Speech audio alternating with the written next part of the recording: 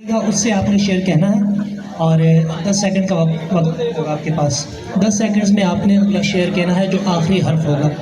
तो पहला शेर मैं पढ़ देता हूँ, उसके बाद फिर जो आखिरी हर्फ आएगा, यहाँ ए टीम से हम शुरू करेंगे, ए और बी टीम। ए से हम शुरू करेंगे। और अब जो इस शहर में आना हो तो मिलना मुझसे, घर का आसान पता ये है कि घर है ही नहीं।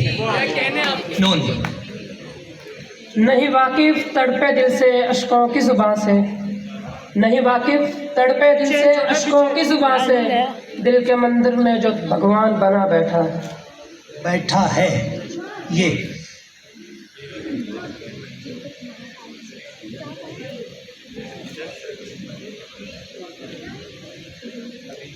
यादों की जड़ें फूट ही आती हैं कहीं से, यादों की जड़ें फूट ही आती हैं कहीं से, दिल बंजर भी हो तो ये सूखता नहीं है।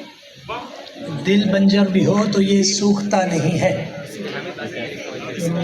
ये मुमकिन तो नहीं है अंजुम मगर, ये मुमकिन तो नहीं है, ये मुमकिन तो नहीं है अंजुम मगर, दिल की तसल्ली को जिसने भुला दिया तुझे हम उसको भूल जाते हैं।